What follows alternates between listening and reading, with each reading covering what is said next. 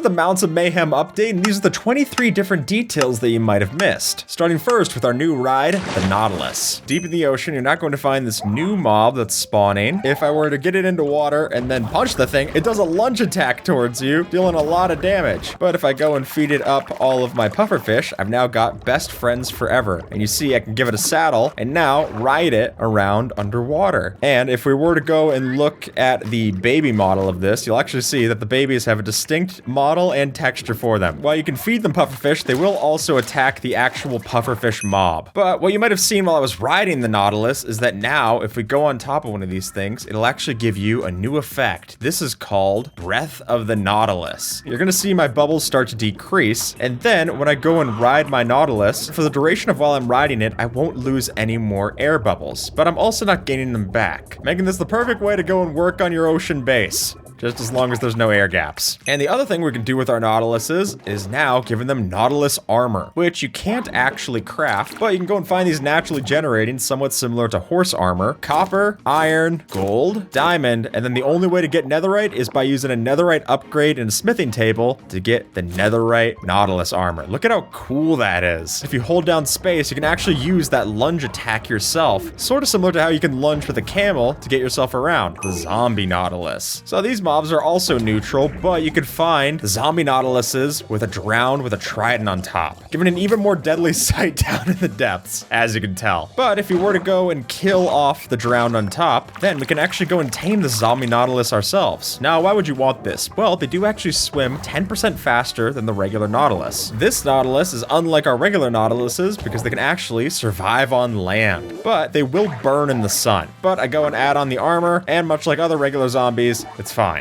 And the other versions of zombie Nautiluses that we can find are the rare coral variant, like so. Unfortunately, with armor, it does actually cover up the cool parts of it. But let's talk more about a new weapon you might want to use with these guys, the spear. Take 2 sticks and an ingot of our choice, some kind of material. We can go and make up different kinds of spear weapons. And the way that these ones work is that they have a longer attack reach than normal. So I can't reach with my netherite sword, but I can with my copper spear. So that's the simple attack, but let's actually show some of the other attacks that we can do with this. If I right click and start running, I'll actually do more damage the faster that I'm going. But as you'll start to see, eventually my arm gets wobbly and I'm doing less damage, eventually losing the whole spear attack. So the simple way of thinking of it is that the faster you're going, the more damage you're gonna do. But one of the ways that we can now get ourselves that extra speed is with a new lunge enchantment. So if I were to take my spear and get up to lunge 3, now my jab is replaced with an actual lunge forward. But what you're also probably noticing is that it goes through my hunger bar very quickly. This will deplete through your hunger and your saturation using this. So you probably want a food source better than rotten flesh. And if you jump and then do it, you get even more range. Give it a new option to use with maces for some cool parkour. Let's see if I can get over this gap.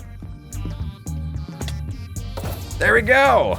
It's super cool. It's just like on-land Riptide. Now we've got zombie horses spawning naturally. That's right, not just skeleton horse traps, but we also have zombie horse traps, where a zombie with an iron spear will spawn on top of our zombie horses, giving us a new enemy to look out for at night. As you see, it charges up its speed and continues to attack me with its spear while lunging towards me. So this also makes horses a lot better too. If we were to go and kill off the zombie on top, then you can then tame their horse to get a zombie horse for yourself. And one of the ways that you can go and tame them up quicker is that you can feed them red mushrooms. And as you're probably noticing here, we can go and take a better look. Our zombie horses now have a completely new texture. We'll put up on screen a comparison between how they looked before, and this is how they look now. We also have a change to their spawn egg. I still think it's one of the ugliest ones, but it's new nonetheless. And if I switch it over to daytime, you're gonna notice one of the other changes is that they now burn in the sun. Even if I'm riding it, I don't count as cover. But if I were to have regular horse armor, then I could add that to my zombie horse, and it doesn't burn in the sun. Which is weird, because skeleton horses don't burn in the sun, but they wanted to have some way of nerfing these because they spawn more often with our zombie horse jockeys. Now, if you take a netherite upgrade with your netherite ingot and your diamond horse armor, you can add that into smithing table to get netherite horse armor. And we've got one more mount yet, since now you're gonna find a new version of the camel, but you're not gonna find it by itself because it spawns with a husk with an iron spear, as well as the parched in the back. And much the same, these ones will charge at you and shoot at you with weakness arrows. But if you kill off off the mobs on top, you can actually get the camel husks for yourself. There's another change where they'll actually drop rabbit's foot when you kill off the husk on top, because that's how we tame up our camel husks. And we can also tempt it around like so. But let's talk a little bit more about that new skeleton that we saw, the parched, which, like a husk, doesn't burn in the sun, as you're seeing here. And while it shoots slower than a normal skeleton, it does shoot out weakness arrows, which if you kill them off, you'll also have a chance of getting those weakness arrows as well. If you were to go and change your video settings, now if you tweak see-through leaves, you'll see that there's now a new version of the texture. It isn't just black at the back, but actually it has just a darker green in between the gaps, which I think looks a lot nicer. In fact, I think it looks so nice that we actually highlighted when Vanilla Tweaks did it in the past. So it's nice to see that change actually come to vanilla. Now, if we look at our leather horse armor that we can craft with a leather H like so, you'll see that it has a new texture in both the sprite and on the horses. It now matches what we saw on Bedrock before, which I actually think is a pretty sharp texture. It's definitely a lot less flat. And let's see what it looks like now if we dye it. So much better. Actually having shading, that's great. Now, if you were to ride your horses, mules, donkeys, or camels, they no longer sink if you ride them as a player, making it a lot easier to go and cross over during your Oregon Trail situation. But as Observer just showed off, if you were to go and jump into the water and be fully submerged, then they will actually boot you off. Another Vanilla Tweaks feature finally added to Minecraft is fixing the item stitching on our tools and weapons. So check this out. In the past, what would happen is because we were taking 2D sprites and stitching them together into these 3D models, you would actually see little gaps on Java splitting off the textures. But now if I scroll through any of my tools, like the fishing rod or the pickaxe, you no longer see those gaps. And as we see in program art, it's actually fixed here as well. Now it's possible to go and rebind our debug menu buttons into different controls. As you can see, debug is now a menu in the controls menu, and we can change toggle overlay to just be a regular key. So if you wanted it to not be F3, it could be